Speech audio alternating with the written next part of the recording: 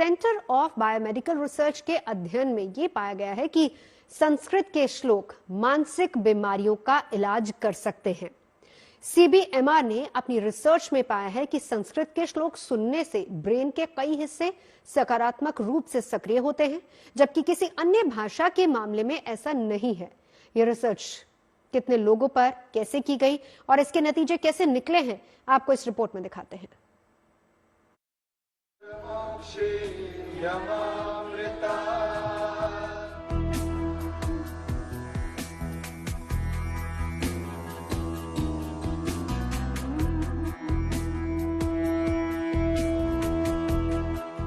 दुनिया की सबसे पुरानी भाषाओं में एक संस्कृत, जिसके श्लोक मानसिक बीमारियों को दूर कर सकते हैं। ये दावा है लखनऊ के सेंटर ऑफ बायोमेडिकल रिसर्च के वैज्ञानिकों का, जिनके मुताबिक अस्तो मां सद्गम्य तमसो मां ज्योतिर्गमय और अहम ब्रह्मस्मि जैसे श्लोक सुनने भर से ब्रेन के कई हिस्से सकारात्मक रूप से सक्रिय हो जाते हैं, जबकि किसी अन्य भाषा के मामले में ऐसा नहीं है। लखनऊ स्थित इस जो रिसर्च सेंटर है, biomedical centre of biomedical research institute Lucknow में स्थित है, जहां के वैज्ञानिकों ने यह पाया है कि जो श्लोक है उसकी उच्चारण से जो क्षमता है मस्तिष्क की वो बढ़ती है। हाल में ही हमने देखा कि जब संस्कृत के श्लोकों का प्रयोग कराया जाता है या जब हम उच्चारण करते हैं तो उससे एमआरआई की मशीन में जब हमने मस्तिष्क को देखा तो हमने पाया कि न केवल उच्चारण से उसके मस्तिष्क का विकास हुआ, लेकिन साथ ही साथ कई सारी क्षमताएं बढ़ी, जैसे कि उसकी जो मेमोरी थी, शॉर्ट टर्म मेमोरी, उसमें विकास हुआ। दूसरा, हमें ये पता लगा कि जो उसका कॉन्फ्लिक्ट रेजोल्यूशन की मैकेनिज्म है कि कैसे कोई अगर द्वंद्व है तो उसको कैसे सुलझाएं, उसमें भी विकास हुआ। सीबीएमआर के निदेशक डॉक्टर आलोक धवन ने बताया कि इस रिसर्च का मकसद मस्तिष्क और संस्कृत श्लोकों के बीच संबंध को समझना था,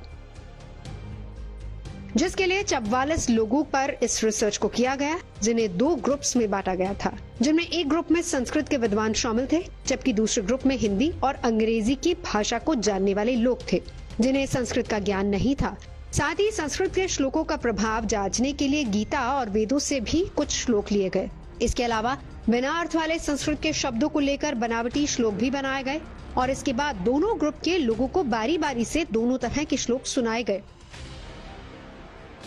फिर इनके दिमाग में होने वाले प्रभाव को देखने के लिए फंक्शनल एमआरआई का सहारा लिया गया, जिसके तहत ब्रेन में होने वाली गतिविधि को मापा गया। संस्कृत के ज्ञानी थे, उन सारे लोगों को हम लोगों ने एमआरआई मशीन के अंदर लिटाया और बहुत ही एडवांस तकनीक हम लोगों ने यूज किया, जिसको बोलते हैं फंक्शनल एमआरआई। फंक्शनल एमआरआई में आप कोई भी टास्क या कोई भी कार्य उनसे मशीन के अंदर करवा सकते हैं तथा जब वो कार्य कर रहे होते हैं उस समय आप मस्तिष्क में उनके परिवर्तन का अवलोकन कर सकते हैं।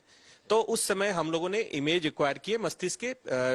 उसके बाद उसकी एनालिसिस की गई कि जब वो श्लोक सुन रहे थे तो मस्तिष्क में किस प्रकार के परिवर्तन आ रहे थे। इस जांच के नतीजे उम्मीद के मुताबिक आए। डॉक्टर उत्तम कुमार के मुताबिक संस्कृत जानने वाले ग्रुप के लोगों के ब्रेन में श्लोक सुनने के बाद ज्यादा सक्रियता नजर आई, जबकि ये सक्रियता बनावटी श्लोक सुनते समय रिकॉर्ड नहीं हुई है।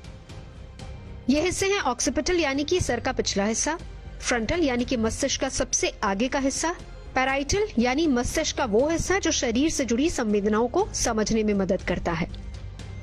वहीं दूसरे ग्रुप के लोग जिन्हें संस्कृत नहीं आती थी, उनके ब्रेन में सक्रियता किसी भी श्लोक के मामले में नजर नहीं आई।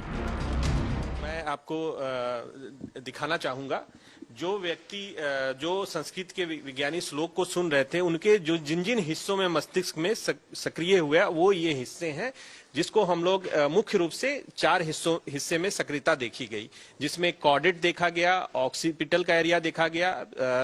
फ्रंटल का एरिया देखा गया और पैराइटल एरिया, जिसपे मुख्य रूप से उस हिस्से में सक्रियता देखी गई। जब हमने इसको कंपेयर किया उन ग्रुप के साथ जो संस्कृत नहीं जानते हैं, उनके साथ जब कंपेयर किया तब हमें ये हिस्से मिले हैं। इसका मतलब कि जो व्यक्ति संस्कृत श्लोक सुन सकता है और उसकी गहनता को समझ सकता है, उनमें ये हिस्से सक्रिय होते हैं। तो संस्कृत सुनने से श्लोक को सुनना और सीखना वो मस्तिष्क के लिए काफी बेहतर है। ये किसी एक पर्टिकुलर श्लोक का नहीं, सारे श्लोक का मिश्रण है। अलग अलग जैसे मद् भगवत गीता या इन सब जितने भी जगह से श्लोक लिए गए वहां से हम लोगों ने इस श्लोक को लिया और श्लोक की अहमियत रखने के लिए हम लोगों ने उससे मिलते जुलते शब्द भी क्रिएट किए जो उसके भांति होते हैं, लेकिन वो मस्तिष्क में उतना प्रभावकारी नहीं दिखता।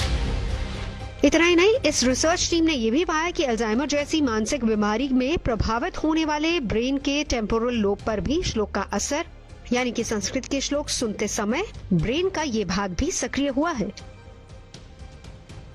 जिसके आधार पर ही सेंटर ऑफ बायोमेडिकल रिसर्च के वैज्ञानिक दावा ये कर रहे हैं कि आने वाले समय में संस्कृत के श्लोकों के जरिए मानसिक बीमारियों का उपचार संभव हो पाएगा। जो श्लोक हैं उनसे किस तरीके से उनके जो उच्चारण से जो मस्तिष्क का एक तरीके से विकास होता है, उनकी कार्य क्षमता बढ़ती है, वो अब साइंटिफिकली साबित किया जा चुका है, साबित हो जा चुका है, जिसको वैदिक काल से कहा जाता रहा है और इसको अब खुद लखनऊ में मौजूद साइंटिस्टों ने इसको कर दिखाया है। लखनऊ से कैमरा पर्सन संदीप दुबे के साथ आशीष श्रीवास्तव,